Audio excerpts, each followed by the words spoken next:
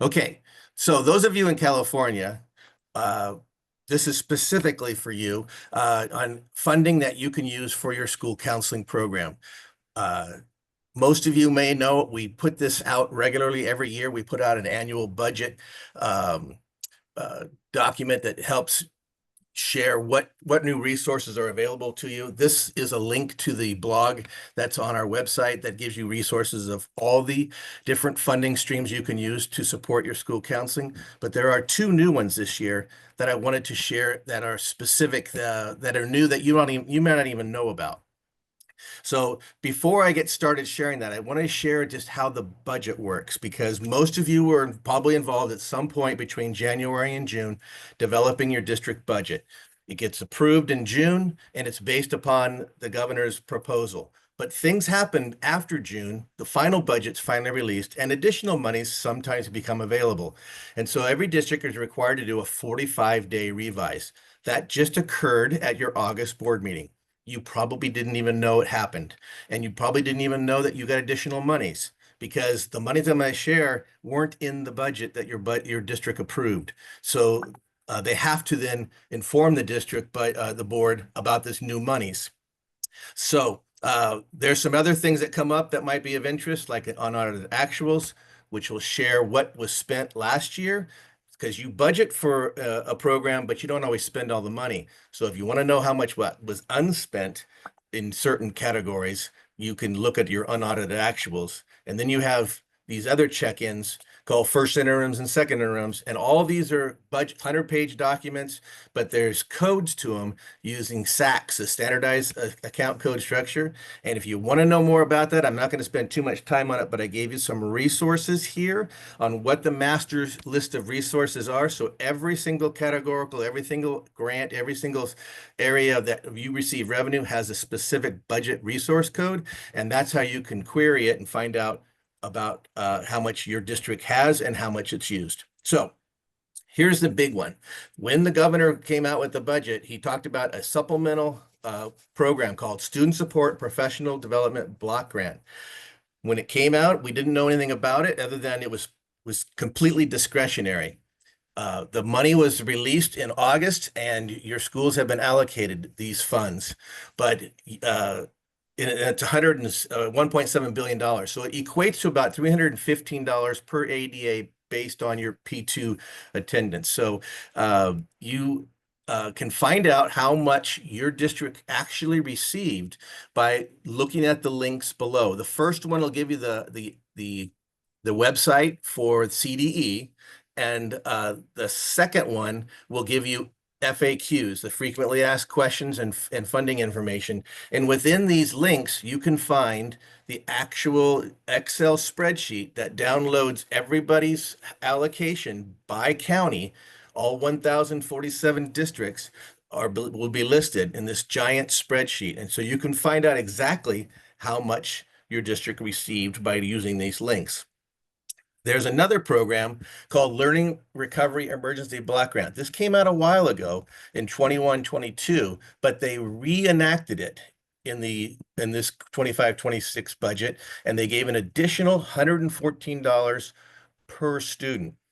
And again, this is another one-time use of funds. The only difference between this one and the one prior is this one has to be included in your LCAP. So you would have to have an LCAP revision to access these funds, which sometimes happens, or you'd have to wait till next year when they update the new the LCAP for your district. But the key is it can be used specifically, as you can see here, to provide evidence-based pupil supports that address barriers to learning, staff supports and training, including counseling. So this is a money that's been around for a while. It was going to sunset, but the governor reenacted it and gave some more money. Both of these are new. So when you go to your, so what will it look like when you go? So I'm going to give you an example. This is my district that I used to work as superintendent. I happen to know the business manager there, and she shared her presentation. So at the August board meeting, this is her presentation. You can see that the adopted budget is there. There's no change in the LCFF revenue, and there's no change, or no, sorry, there is a change in the LCFF revenue of $400,000, no change in federal.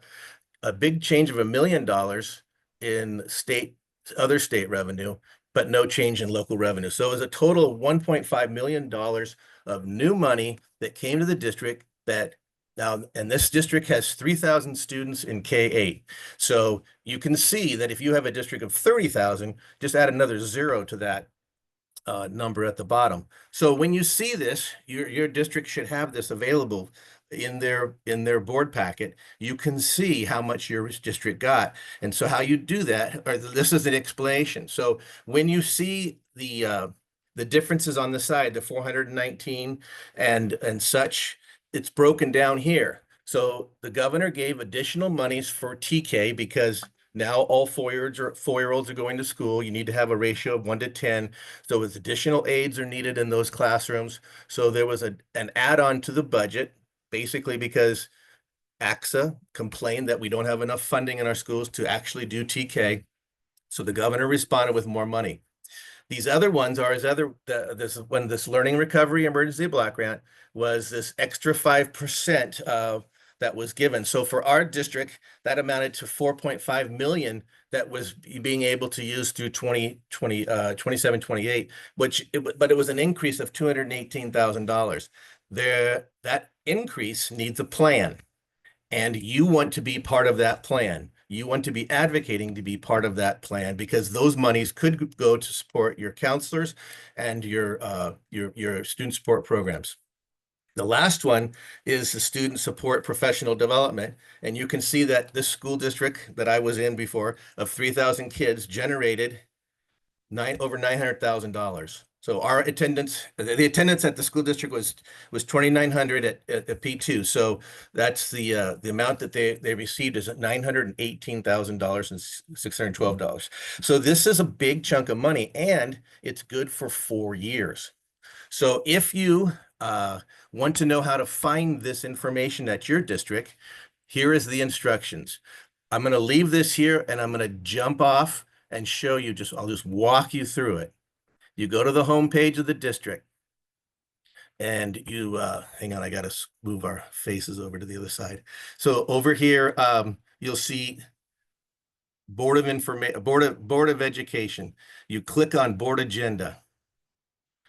When you click on Board Agenda, you go to Meetings. When you come to Meetings, you go to the August meeting because it just happened. You scroll down the agenda to the business section. We always do business at the end because everyone's tired and no one listens. And so this is where the presentation is. You click on it, and then at the bottom is the presentation I just showed you. So that's how you do it. And I'm going to escape now out of here.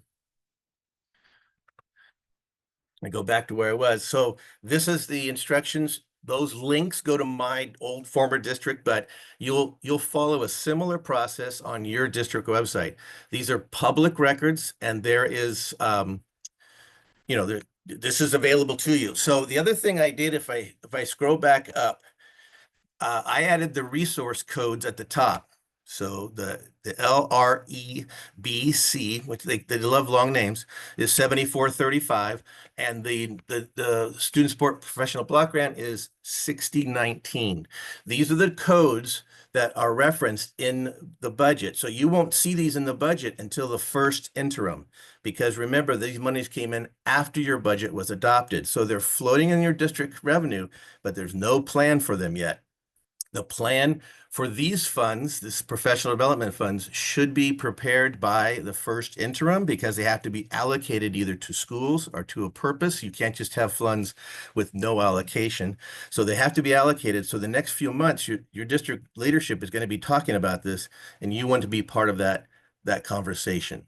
So here's one of the things that you can think about when you're looking forward. The block grant goes to 2029, and the learning block grant goes to 2028. If you're currently funding counselors on these other grants like A through G grant or educator effectiveness grant, those grants are ending at the end of 2026. And if they're one-time funded, those positions will be eliminated unless they're backfilled by some resource, either you're using your LCAP dollars, or you're using one of these two new resource codes to backfill and extend these contracts for these school counselors. So you can use these funds to help backfill, because these monies, like I said, these monies are ending. And one of the reasons why I showed you the budget, talked about interim, you probably should pay attention to how much money is left in those accounts, because if your district has millions of dollars unspent, they have to spend it by the end of the year, which means you may want to consider making proposals for those extra funds that have been unallocated or unspent. So I know I'm giving you a lot of information, but it's enough to start asking questions. This is another grant that ends in 2026, and it doesn't sound like it's for counseling at all. But if you really read the code, it says there's 5 purposes for this art music instructional grant, and one of them is on developing materials to improve school climate, which we all know school counselors play a significant role in promoting school climate. So you have an argument here for any remaining funds in this account that it could be used for training or for services to provide additional supports that would address school climate. There is, in most districts, there's a lot of unspent money. It's not uncommon for districts to hold on to money until the last year and then try and figure out how to spend it. They use it as a safety net in case something happens. But that doesn't mean, I've always said today's money should be for today's kids, because next year brings more money in. We're not a bank. So these monies are to be used, and you can provide definitely an influence and advocacy for your school counseling department by using some of these funding sources. Of course, LCAP is something you pretty much know about. You should know about. You should be involved in the development of it, because it requires input from stakeholders or educational partners. And then ELOP is another one that's been expanded. There's a lot of money in the after-school program. ELOP means after-school program. It's the Extended Learning Opportunities Program, and there's big dollars in it. And it means, if you have 25% of your students staying after school, why shouldn't they have access to a counselor at that time? You can extend counselor hours, extend their contracts, hire part-time counselors, even retired counselors, because retired counselors can make up to $80,000 a year and provide services to students, and they only would need to come in from 3 to 6 every day. So these are just opportunities for you to consider these different resources. And again, if you go to this resource code and you ask your business department to run a budget report for resource code 2600, you'll know where all those dollars are being spent and how much might be available for you to advocate for. This is a program that is something that you have to apply for, the Community Schools Partnership Program. But if you have one, there's a lot of money in it. Districts get 4 or 5 million. Well, at least mine did with 3,000 kids. You may have a bigger district. You may be getting tens of millions of dollars.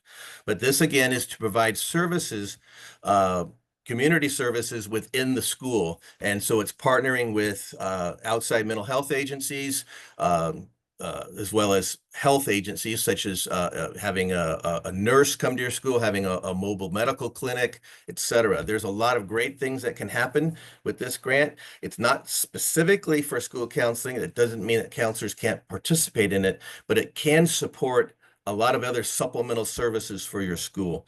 And if you have this program, you know that. If not, it's a 5-year grant once you apply. So it's big money, though, to be thinking about.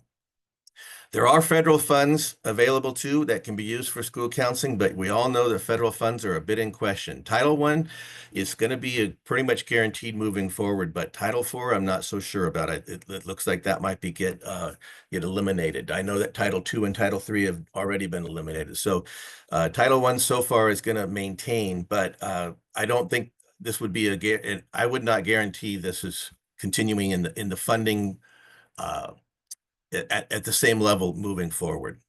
Okay, I gave you a lot of information in 14 minutes. I want to say thanks, and if I overwhelmed you, send me an email, ask me a question, and I'll get back to you. All right. Oh, there's a question in the chat from Linda. She said, can ELOP funds be used to pay counselors' salaries even though they are not working the Extended Learning Opportunity Program? They have to be, I think it would be it would be challenged by your county. If they're going to be working they have to be working in the after school service. So it can be, you can split fund a counselor. So if a counselor wants to, if you have the counselor coming in at 10 and working till 6, they can be split funded through another resource, and then ELOP for the portion that they're serving students in the after school program. So unless they're designated just to work after school, it is possible you can fund them 100%, but then they wouldn't be serving students during the regular ed day. They'd be doing office work until the after school program started.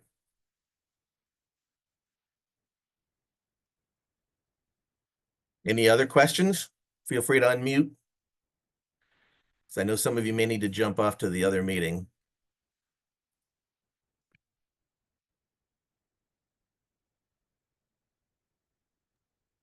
Thank you all for joining us.